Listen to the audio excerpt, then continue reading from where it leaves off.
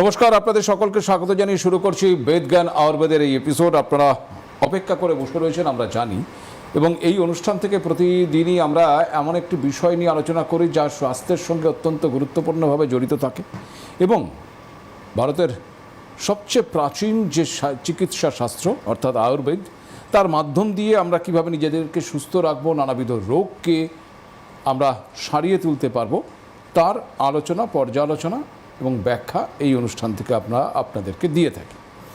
যিনি অনুষ্ঠানে থাকেন বা যার জন্য আপনারা অপেক্ষা করে থাকেন তিনি আর কেউ নন, এই বেদজ্ঞান আয়ুর্বেদের প্রাণপুরুষ কর্ণধার ডাক্তার সুলতান খান, আজও আমাদের সঙ্গে আমাদের স্টুডিওতে। নমস্কার। আজ আমরা যে বিষয়টি নিয়ে আলোচনা করব, সে বিষয়টি এমন একটি গুরুত্বপূর্ণ বা গুরুতর বিষয় যা বলতে গেলে প্রথমে মানুষ একটু ইতস্তত বোধ করে। এই ধরনের সমস্যা যখন কোনো ব্যক্তির হয়, প্রথম সে সেটাকে চাপার চেষ্টা করে, এরপর সেই যন্ত্রণাটা যখন তার আয়ত্তের বাইরে চলে যাচ্ছে তখন সে একটু একটু করে তা বহিঃপ্রকাশ করতে থাকে, এবং যখন সেটা অনেকটা বাড়াবাড়ি জায়গায় চলে গেছে তখন সে হয়তো চিকিৎসার পথ অবলম্বন করে। কিন্তু প্রশ্ন হচ্ছে যে এই রোগটির চিকিৎসা যে নানাবিধ যে প্যাথিগুলো রয়েছে, সেই প্যাথিগুলোর ক্ষেত্রে চিকিৎসা করাতে গিয়ে নানাবিধ প্রতিবন্ধকতার মুখেও কিন্তু পড়তে হয়। মানে আধুনিক যে প্যাথিগুলো আমরা একেবারে সবার প্রথম সারিতে আছে বলে মনে করি, পরিশেষে আমরা দেখি যে এই ধরনের রোগের রোগীরা তারা একেবারে সব দিক ঘুরে আলটিমেট এসে দাঁড়ায় আয়ুর্বেদের দরজায়। রোগটি আর কিছুই নয়, আপনারা অনেকে জানেন হয়তো বা, এই মুহূর্তে যারা টিভির অপর প্রান্তে রয়েছেন তাদেরও এই রোগ কারো কারো থাকলেও থাকতে পারে। রোগটির নাম পাইলস। ওই যে বললাম, প্রথমত এই রোগটি সম্পর্কে বলতে একটু ইতস্তত বোধ করি, কিন্তু রোগটি যার হয় সে অনুভব করে তার যন্ত্রণাটা কতটা, এবং সেই যন্ত্রণাটা না সে কাউকে ব্যক্ত করতে পারে, না সে কাউকে দিতে পারে, আর যদি সেটা সঠিকভাবে না সারে তাহলে কি হবে, আর জানবো সেটাই আজকের আলোচনায়। স্যার, প্রথমত পাইলস এই শব্দটি শুনলেই কেমন যেন আমাদের কাছে একটা পাইলস, এটা বিরাট ব্যাপার। এবার এটা কি মানে এমন একটি রোগ যেটাকে বলা যাবে না বা এই জাতীয় করা যাবে না, এরকমভাবে কি দেখাটা উচিত বলে আপনি মনে করেন? আমি প্রথমে এই জায়গাটা একটু আসতে চাইছি। দেখুন, যে কোনো রোগকে আপনি তার লজ্জা করার বা লুকানো উচিত নয়। কেন কি সবথেকে প্রথম জিনিস, আপনি যে লক্ষণ দেখলেন সে কী ধরনের সমস্যা আপনি তো জানেন না। আপনি শুধু ফেস করছেন যে আমার ব্যথা হচ্ছে বা আমার রক্ত পড়ছে, এটা আপনাকে ইমিডিয়েটলি ডক্টরের সঙ্গে কনসাল্ট করে তার একটা সলিউশন বার করে নেওয়া উচিত। কেন কি দেখুন, রোগ কবে তার ক্যারেক্টারটা চেঞ্জ করে নেবে আপনি জানেন না। আপনার রোগ হয়েছে, একটা পাইলস হয়েছে আপনার, বা আপনার ফিশার হয়েছে বা ফিস্টুলা হয়েছে আপনার, সেই সমস্যাটা কবে যে ক্যারেক্টার নিচে চেঞ্জ করে নেবে আপনি মানে আইডিয়া করতে পারবেন না। এই জন্য রোগটাকে কোনো দিন আমাদেরকে চাপানো উচিত নয়। যে কোনো রোগ হোক, শারীরিক যে কোনো রোগ, মানসিক থেকে নিয়ে জিআই থেকে নিয়ে স্কিন থেকে নিয়ে সেক্সুয়াল সমস্যা থেকে নিয়ে যে কোনো সমস্যা, তার জন্য একটা এক্সপার্টের সবসময় অ্যাডভাইস আছে। এক্সপার্টের সঙ্গে আপনি ডিসকাশন করতে পারেন। দুটো জিনিস হবে, একটা হচ্ছে একটু আপনি মেন্টালি রিল্যাক্সেশন পাবেন যে ঠিক আছে এই রোগটা হয়েছে, তার এইভাবে চিকিৎসা করলে আমি সুস্থ হয়ে যাব। আর সেকেন্ড হচ্ছে আপনি সেই রোগের ব্যাপারে একটু নলেজেবল হয়ে যাবেন যে আচ্ছা এই সমস্যা হয়, তাহলে আপনি অন্য লোককেও আপনি গাইড করতে পারবেন। একদম ঠিক সেই জায়গা থেকে দাঁড়িয়ে গোপনীয়তার কোনো বিষয় নেই, রাগঢাক গুড়গুড় করার কোনো বিষয় নেই। একেবারে যা সমস্যা হচ্ছে সেই সমস্যাটা বলতে হবে, এবং সেখানে দাঁড়িয়ে আমরা যে পাইলসের সমস্যা নিয়ে আলোচনায় আজকে ঢুকবো, প্রথমে যেটা জানতে চাইব স্যার, যে এই রোগটা কেন হয়? ধরুন, এই রোগটা হওয়ার অনেক কিছু কারণ আছে, তার মধ্যে আমাদের লাইফস্টাইল একটা সবথেকে বড় কারণ রয়েছে। কেন কি আমরা কী ধরনের খান পান করছি, কেন আলটিমেটলি যে ধরনের খাওয়া দাওয়া করবো সেই রকমই কিন্তু আর্লি মর্নিংয়ে আমাদের সেই রকম আমরা কিন্তু আমাদের পেট পরিষ্কার হবে বা আমরা স্টুল ক্লিয়ার করবো হবে, সেটা আলটিমেটলি কনস্টিপেশন হতে পারে বা সেটা হচ্ছে মানে ডায়রিয়া মতন হতে পারে। তো খাওয়া দাওয়া একটা অনেক বড় ফ্যাক্টর রয়েছে। তার সঙ্গে আমাদের রোগ কিছু রয়েছে, যেমন আইবিএস মতন একটা রোগ, যেখানে আমরা দেখি অন অ্যান্ড অফ আমাদের কনস্টিপেশন বা ডায়রিয়া সমস্যা হয়। আমরা দেখি কিছু কাজ যেটা কন্টিনিউয়াসলি আমাদেরকে বসে কাজ করতে হয়, তো কন্টিনিউয়াসলি বসাটাও একটা আমাদের কিন্তু অর্শ হয়ে যাওয়ার চান্সেস হতে পারে। তারপর হচ্ছে আমরা অনেক লোক দেখি আমরা যে বাথরুমে গিয়ে কিন্তু অনেক প্রেশার দিয়ে মানে স্টুল ক্লিয়ার করার চেষ্টা করে, কিন্তু সেখানে আমরা দেখি অনেক লোকে কিন্তু অর্শ বা পাইলস হয়ে যাওয়ার চান্স থাকে। প্রেগনেন্ট লেডি যাদের নর্মাল ডেলিভারি হয় তাদেরও কিন্তু এরকম মানে পাইলস হয়ে যাওয়ার চান্সেস থাকে। তো এরকম কিছু কারণ রয়েছে যেখানে আমরা দেখি যে পাইলস হওয়ার চান্সেস থাকে। বেশ, এইবার এই যে আপনি যেটা বললেন, নর্মালি প্রাথমিকভাবে আমরা ধরে নিতে পারি যাদের একটু কোষ্ঠকাঠিন্য রয়েছে, কনস্টিপেশন রয়েছে, তাদের এই ধরনের একটা প্রবণতা তৈরি হতে পারে। আমি কি উপসর্গ থাকলে আমি বুঝতে পারবো যে আমার বিষয়টা পাইলসের দিকে টার্ন করেছে আর কোষ্ঠকাঠিন্যে আটকে নেই? দেখুন, পাইলসে আমরা খুব কমনলি দেখি যেটা আমাদের রেকটামে কিছু সোয়েলিং মানে মাংসপিণ্ড আমরা ফিল করতে পারি। অনেক সময় ফিল করতে পারিও না আমরা, কেন কি দু ধরনের পাইলস হয়, একটা ইন্টারনাল হয়, একটা এক্সটার্নাল হয়। তো এক্সটার্নাল যেটা হয় সেটা আমরা মানে ফিল করতে পারি যে আমার একটা পাইলসের সমস্যা হয়ে গেছে। তার সঙ্গে আমরা দেখি রেকটামে আমাদের পেন, আমরা ব্লিডিং দেখি, মানে পায়খানার সঙ্গে আমাদের ব্লাড চলে আসছে। আমরা বার্নিং সেন্সেশন দেখি যে আমাদের রেকটামে প্রচুর জ্বালা হচ্ছে। ইচিং দেখি আমরা যে রেকটামে প্রচুর ইচিং হচ্ছে আমাদের। তো এই কিছু সিমটমস দেখার পর আমরা যখনই আমরা যখনই পেশেন্টকে এক্সামিন করি, তো আমরা জানতে পারি যে পেশেন্টের কী ধরনের পাইলস হয়েছে বা কোন স্টেজে পাইলসটা রয়েছে। কারণ এটা খুব ইম্পর্ট্যান্ট রয়েছে, কেন কি অনেক সময় আমরা দেখি যে পেশেন্ট এক্সামিন হয় না, পেশেন্ট মুখে গিয়ে বলে কিছু ওষুধ নিয়ে চলে আসে। এটাও জানি না যে আলটিমেটলি কী ধরনের সমস্যাটা হয়েছে, আদৌ পাইলস রয়েছে না ফিশার রয়েছে না ফিস্টুলা রয়েছে। এটা কনফার্মেশনটা খুব ইম্পর্টেন্ট হচ্ছে। এই তিনটি যে রোগের কথা বললেন আপনি, এই তিনটি রোগ কি খুব কাছাকাছি অবস্থান করে? হ্যাঁ, অবশ্যই এটা রেকটামে এই প্রবলেমটা হয়। ফিশার যেটা আমরা দেখি যে আমাদের রেকটাম রিং যেটা থাকে সেটা ফেটে যায়। আচ্ছা। ফিস্টুলা যেটা আমরা দেখি আমাদের একটা ঘায়ের মতন হয়ে যায়, তার ভিতরে একটা চ্যানেল তৈরি হয়ে যায় যেখান থেকে পাস বা রক্ত এইসব জিনিসগুলো আসে। তো এক্সামিনটা খুব ইম্পর্টেন্ট, কেন পেশেন্ট অনেক সময় কনফিউজ হয়ে যায় যে অ্যাকচুয়ালি হয়েছে। এক্স্যাক্টলি। পেশেন্ট যখন ডক্টর কাছে যায় তখন বলে যে আমার ব্লাড আসছে, তখন কিছু সময় বলবে পেশেন্ট যে সবসময় আমার প্যান্ট মনে হচ্ছে ভিজা ভিজা রয়েছে, মানে পাস সিক্রেশন হয়ে যাচ্ছে আমার। আর symptoms moral loss, pains, burning sensation বা ইচিং সমস্ত সমস্যায় ওইগুলো একই মোটামুটি। এক্স্যাক্টলি। তো আমাদেরকে এক্সামিনটা খুব ইম্পর্টেন্ট রয়েছে। আমরা যখন এক্সামিন করতে পারি তো আমরা জানতে পারি যে কী ধরনের সমস্যা হয়েছে, তারপর সেরকম লাইন অফ ট্রিটমেন্ট করলে পেশেন্ট পুরোপুরি ঠিক হয়ে যায়। এই যে এখানটা আপনি পাইলসের ক্ষেত্রে বললেন একটা মাংসপিণ্ড ফিল করতে পারেন রোগী, যে তার মাংসপিণ্ডটা হয়তো বেরিয়ে আসছে বাইরের দিকে বা ভেতরের দিকেও মাংসপিণ্ড, এই মাংসপিণ্ডটা তৈরি হয় কেন? বেসিক্যালি মাংসপিণ্ড থাকে না, এটা হচ্ছে একটা ভেন থাকে, টর্চুয়াস হয়ে বেরিয়ে চলে আসে। আচ্ছা, ভেন থাকে, টর্চুয়াস হয়ে বেরিয়ে চলে আসে। কিন্তু আমরা বোঝানোর জন্য বা পেশেন্ট যেটা বলে আমাদের হাতে আমরা মাংসপিণ্ড ফিল করতে পারছি বা স্কিন চামড়া মতন ফিল করতে পারছি আমরা। এটা ভেন থাকে যেটা আমরা বেসিক্যালি যখনই রেকটামে আমরা দেখি যখন একটা বাল্ক স্টুল পাস হচ্ছে বা আমরা প্রচুর প্রেশার দিয়ে পায়খানা করি, তো ওই ভেনটাই টর্চুয়াস হয়ে বেরিয়ে চলে আসে বাইরে। আচ্ছা আচ্ছা আচ্ছা। এবার এটা দু রকমের হতে পারে, একটা বাইরের দিকে বেরিয়ে রয়েছে এই অবস্থাতেও একটা হতে পারে, একটা ইনসাইড অর্থাৎ ভেতরের দিকে রয়েছে ভেতরের দিকে হতে পারে। এইবার প্রশ্নটা হচ্ছে যে এর ট্রিটমেন্টটা, তার কারণ এই ধরনের রোগীর সম্পর্কিত যতটুকু আমার ধারণা অন্যান্য প্যাথি যেগুলোতে আছে অপারেশনের কথা হয়তো বলা হয়ে থাকে একটা স্টেজে গিয়ে। আপনি তার আগে একটা কথা বললেন কোন স্টেজে আছে, তো এর কি বিভিন্ন রকম স্টেজে এর তারতম্য বিভিন্ন রকম হতে পারে? পাইলসের স্টেজ রয়েছে, কেন কি আমরা দেখি যেখানে প্রথম ফার্স্ট স্টেজ বা সেকেন্ড স্টেজে পেশেন্টরা ওষুধ পায়, অ্যান্টিবায়োটিক পেয়ে যায় বা ব্যথা ওষুধ পেয়ে যায় বা পেট পরিষ্কার করানোর জন্য কিছু ওষুধ পেয়ে যায়। কিন্তু এখানে কিন্তু পেশেন্ট সিমটোম্যাটিক কিছু রিলিফ পায়, কিন্তু আলটিমেটলি যে অর্শটা হয়ে গেছে সেটা কিন্তু পুরোপুরি যায় না। কেন কি যে অর্শটা হয়ে গেছে আপনাকে সেটাকে আপনাকে যেভাবে করে বাদ দিতে হবে। সেটা আয়ুর্বেদিক খাসুর তো সবথেকে বেস্ট ট্রিটমেন্ট রয়েছে, যেটা আমি দীর্ঘদিন করে এসেছি। আমরা দেখি পেশেন্ট এই অর্শর জন্য প্রচুর টাকা নষ্ট করে ফেলে। কীভাবে নষ্ট করে ফেলে? জাস্ট কিছু ল্যাক্সিটির জন্য বা পাইলসকে ভালো করার জন্য অনেক কিছু মেডিকেশন তারা ইউজ করে। কিন্তু আমি দেখেছি কারো আজ পর্যন্ত এমন পেশেন্ট নেই যাদের যে ওষুধকে যে মাংসপিণ্ড যেটা রয়েছে সেটা কিন্তু ক্লিয়ার হয়ে গেছে। একেবারে প্রথম স্টেজে যদি কেউ আসেন তাহলে কি তারও ক্ষারসূত্র করার প্রয়োজন পড়ে, নাকি সেক্ষেত্রে কোনো মেডিসিন দিয়ে তাকে কিওর করা সম্ভব? দেখুন, ফার্স্ট স্টেজ মানে কিছুটা সমস্যা আপনি দেখতে পাচ্ছেন, সিমটমস দেখতে পাচ্ছেন, তো বেসিক্যালি সেই জায়গাও আমি বলবো যে ক্ষারসূত্রটা বেস্ট অপশন। আচ্ছা। কেন কি খাসত্ব মানে হচ্ছে যে ভেনটা আপনার টর্চুয়াসে বেরিয়ে এসেছে তাকে আপনি একবারই পুরো ক্লিয়ার করে দিলেন।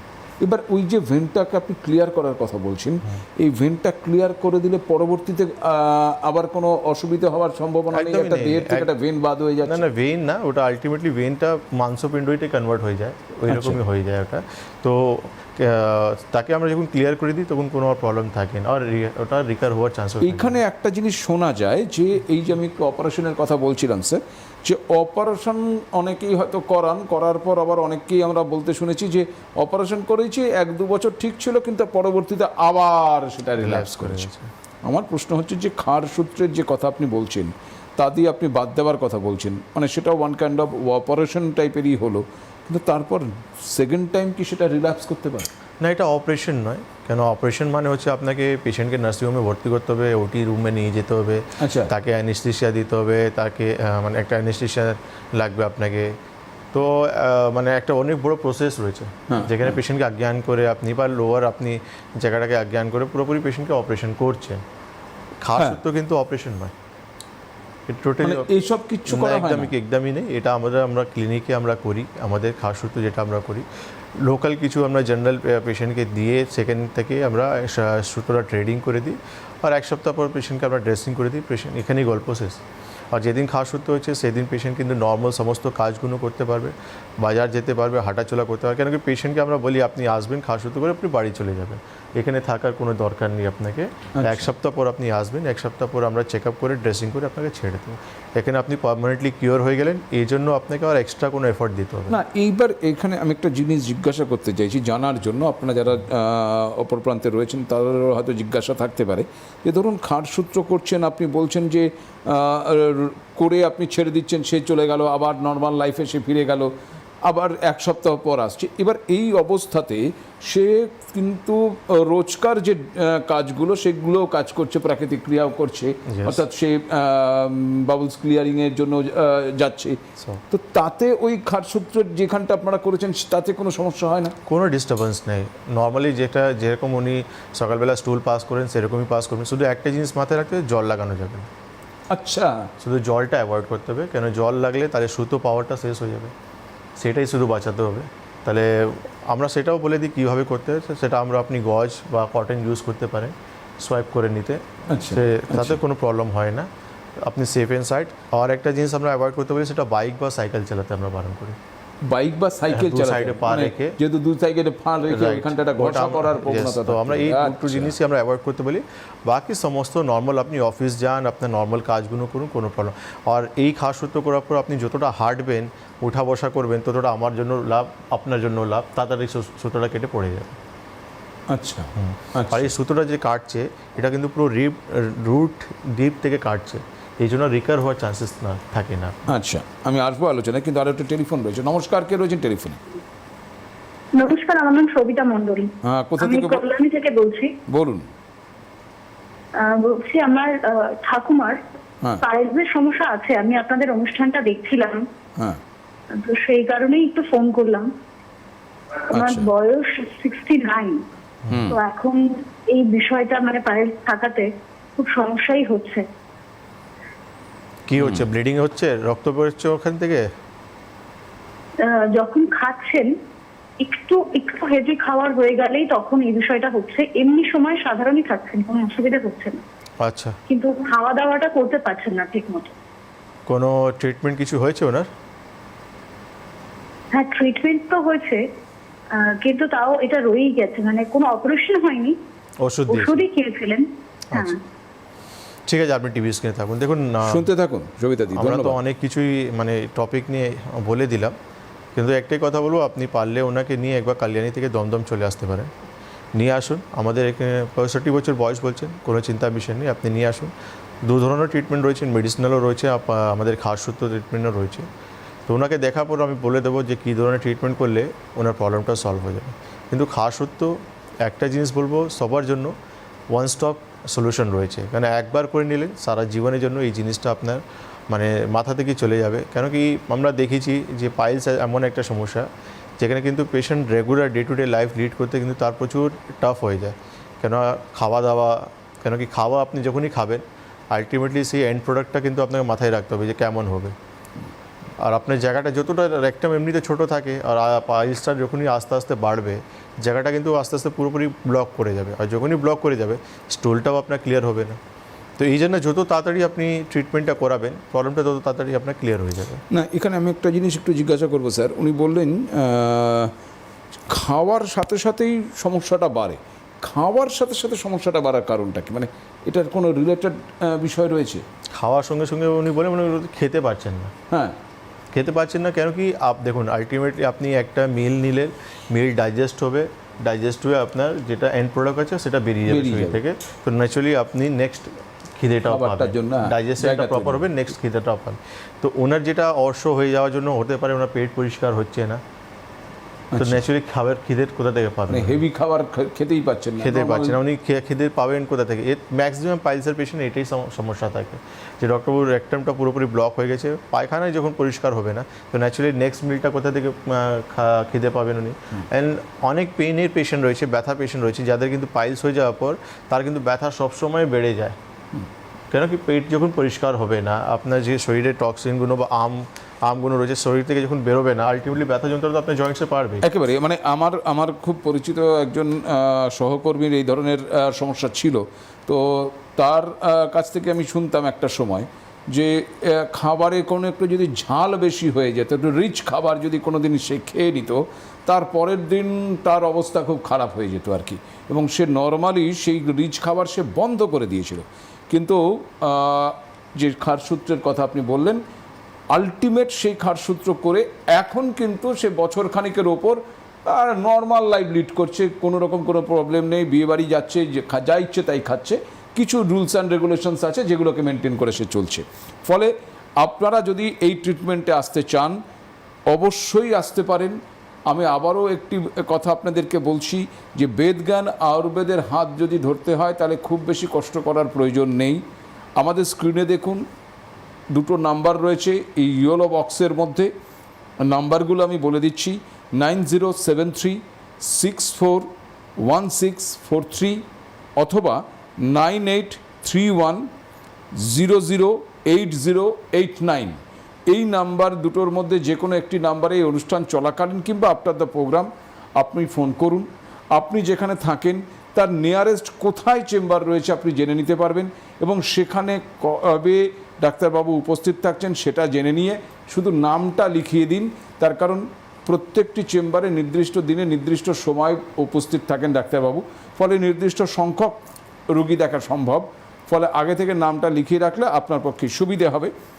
আমি আপনাকে এতটুকু বলছি যে একেবারে উত্তরবঙ্গ থেকে দক্ষিণবঙ্গের রাজ্যের প্রত্যেকটি জেলাতেই এই বেদজ্ঞান আয়ুর্বেদের চেম্বার রয়েছে, তবে ওই নির্দিষ্ট দিনে নির্দিষ্ট সময়ের জন্যই ডাক্তারবাবু নির্দিষ্ট চেম্বারে উপস্থিত থাকেন। ফলে আপনার নিয়ারেস্ট চেম্বারে কবে থাকছেন সেটা আপনাকে একটু ওই নাম্বার দুটোর মধ্যে যে কোনো একটি নাম্বারে ফোন করে জেনে নিতে হবে।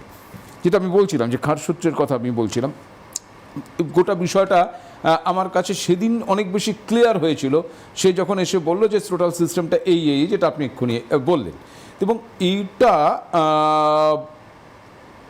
আপনি একটু আগেই বললেন যে এটার রিকভার হবার সম্ভাবনা প্রায় থাকেই না, মানে যেহেতু এটা একেবারে মূল থেকে উৎখাত করা হচ্ছে। এরপর লাইফস্টাইলটা কি একটু পরিবর্তিত অবস্থায় চলতে হয়, মানে যাতে এই ধরনের সমস্যা? অবশ্যই দেখুন, আপনার কনস্টিপেশন বা আইবিএস মতন রোগ আছে, তো ন্যাচুরালি আপনাকে সেই প্রবলেমটাকে ওভারকাম করতে হবে। কেন কনস্টিপেশন রয়েছে তাহলে আবার আপনার বাল্ক স্টুল পাস হবে, আবার আপনার ডিস্টার্বেন্স হবে, তো আপনাকে কী করতে হবে, সেরকম খাওয়া দাওয়া করতে হবে, জল ইনটেক বাড়াতে হবে, ফাইব্রাস ফুড আপনাকে খেতে হবে, ফাইব্রাস খাওয়া দাওয়া, আপনার ভেজিটেবলস আপনাকে নিতে হবে। তাতে কী হবে, আপনার স্টুলটা ঠিকঠাক ক্লিয়ার হবে আর আপনার এই সমস্যা হওয়ার চান্সেস থাকবে না। ধরুন আপনার একটা আইবিএস মতন রোগ আছে, তাহলে রোগটাকে ঠিক করতে হবে। আপনি রোগটাকে পুরোপুরি ঠিক না করতে পারলে আবার আপনার কিন্তু পাইলস হওয়ার চান্সেস থাকবে। আপনি ওবেস পেশেন্ট রয়েছেন, আপনার ওবেসিটি রয়েছে, প্রচুর বডি ওয়েট রয়েছে, ওয়েট আপনাকে কমাতে হবে। ওয়েট না কমাতে গেলে সেখানে দেখা যাবে যে আপনার আবার পাইলস হওয়ার চান্সেস থাকবে। একটা মানুষ যে কন্টিনিউয়াসলি 4-5 ঘন্টা বসে একটা চেয়ারে কাজ করে, সেই হ্যাবিটগুলো চেঞ্জ করতে হবে। তো যে prevention is better then cure যে কথাটা রয়েছে, মানে আপনার একটা রোগ হয়ে গেছে, রোগটা আপনি নিজেকে কিওর করে নিলেন, এবার যে ব্যাড হ্যাবিটসগুলো আছে সেটা কিন্তু আপনার পুরোপুরি ওভারকাম করতে হবে। আপনি একেবারে শুরুতেই আমি যখন জিজ্ঞাসা করেছিলাম যে এই রোগটা হওয়ার মূলত কারণ কি কি রয়েছে, আপনি সেক্ষেত্রে অনেকগুলো কারণ বলেছিলেন। অনেকগুলো কারণে এই ধরনের সমস্যা হতে পারে, এমনকি প্রেগনেন্ট ওমেনদেরও এই ধরনের সমস্যা হতে পারে আফটার প্রেগনেন্সি। সেখানে একটি খাওয়া দাওয়ার প্রসঙ্গ আপনি বলেছিলেন, আমি একটু এই জায়গাটায় আসবো, কিন্তু তার আগে একটি টেলিফোন রয়েছে। নমস্কার, কে রয়েছেন টেলিফোনে? হ্যাঁ, আমি মানিক রায় বলছি, শিলিগুড়ি। বলুন মানিকবাবু। বললাম যে আমার হলো বয়স হলো 65, হ্যাঁ, আমি একটুতে হাঁপিয়ে যাচ্ছি।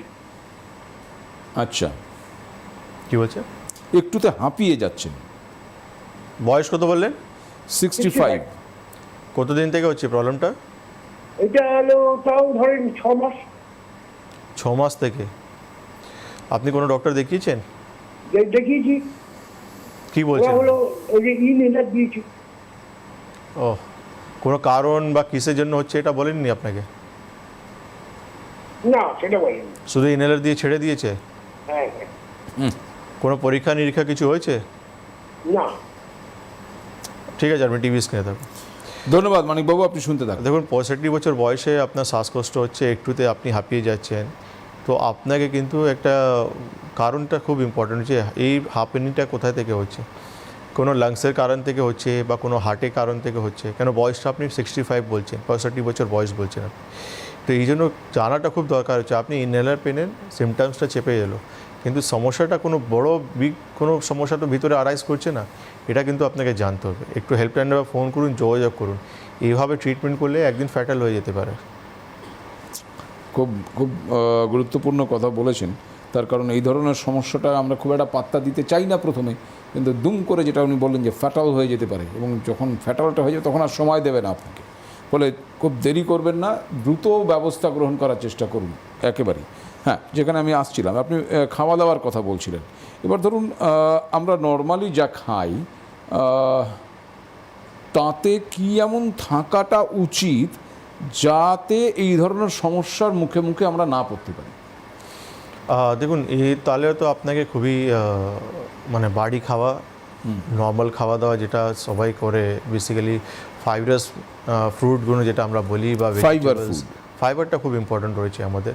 আচ্ছা। আর তেল ঝাল মশলা যতটা কম বা হাই প্রোটিন, যেমন রেড মিট আমাদেরকে যতটা কম আমরা নিতে পারি। প্রোটিন তো আমাদেরকে দরকার রয়েছে, কিন্তু হয় যে অনেক লোক 7 ডেজ দিনে 3 বেলা করে খায়, সেটা কিন্তু করা উচিত নয় আমাদেরকে। তারপর হচ্ছে আমাদের খাওয়াটা সময়তে খাওয়া উচিত। আর আমরা বারবার বলি যে খাবারে আমাদের কিন্তু স্টামাকে যেটা আমাদের খিদে, ধরুন 4টে রুটি, 3টে রুটি আমাদের খাওয়া উচিত, একটা ভাগ আমাদেরকে সবসময় খিদে যেন থেকে যাওয়া উচিত। তাতে কী হবে, নেক্সট খিদেটা আমরা সময়তে পাবো, ডাইজেশনটা খুব ভালো করে সুন্দরভাবে আমাদের হবে। আর একটা ফ্রুট আমি বলতে পারি, যেটা কিন্তু আমি আমার পেশেন্টদেরকে খেতে বলি, আমি অ্যাডভাইস করি আমি, যেটা হচ্ছে আঞ্জির বলি আমি খেতে। আঞ্জির খুব একটা ভালো ফল, যেটা পাওয়া যায় আমাদের মার্কেটে অ্যাভেলেবল রয়েছে, যেটা কিন্তু যাদেরই কিন্তু কনস্টিপেশনের প্রবলেম রয়েছে বা যাদেরই বেসিক্যালি ক্যালসিয়ামের অভাবে সমস্যা রয়েছে, তো এই আঞ্জির যেটা রয়েছে, আঞ্জির, আচ্ছা, বা তাকে ইংলিশে ফিগ বলতে পারেন, FIG। আচ্ছা, সেটা কিন্তু আমরা ডেলি রাত্রেবেলা দুটো ভিজিয়ে সকালবেলা আমরা ব্রাশ করার পর সেই জলটা ছেঁকে প্লাস আঞ্জিরটাকে খেয়ে নিলে আমাদের কিন্তু এই কনস্টিপেশনের প্রবলেম বলুন বা পেটে যে কোনো ধরনের সমস্যা বা আমাদের শরীরে ক্যালসিয়ামের অভাব, সেটা কিন্তু পুরো করতে পারে। তো আঞ্জির খুব ভালো একটা ফল আছে, আপনারা ডেলি রেজিমেন্টে এটা অ্যাড করুন, আপনারা অনেকটাই লাভ পাবে। কে বাত, আজকে কিন্তু স্যারের কাছ থেকে আমি একটা ফ্রি টিপস আপনাদেরকে দিয়ে দিতে পেরেছি, যে টিপসটি আমাদের প্রত্যেকের জন্য জরুরি। যাদের এই ধরনের সমস্যা আছে, মানে পাইলস বা কোষ্ঠকাঠিন্যের সমস্যা আছে তাদের তো বটেই, যাদের নেই তারাও যদি এটা খান তাহলে কিন্তু শরীর অনেক বেটার থাকবে। এই ফ্রি টিপসের জন্য স্যার আপনাকে অসংখ্য ধন্যবাদ। এবং এই ধরনের টিপসগুলো আমাদের খুব কার্যকরী হয়। একটি টেলিফোন বোধহয় আমরা পেতে পারি, যাকে যে জায়গাটাতে ছিলাম, যে আপনি বলছিলেন যে খাওয়া দাওয়ার একটা জায়গা, এটা তো একটা গেল। দ্বিতীয়ত হচ্ছে এই পাইলস যদি ধরুন সমস্যাটা রেকারিং করতেই থাকে, এটা কি কোনো বাজে দিকে টার্ন করতে পারে বা অন্য কোনো সমস্যা ডেকে আনতে পারে?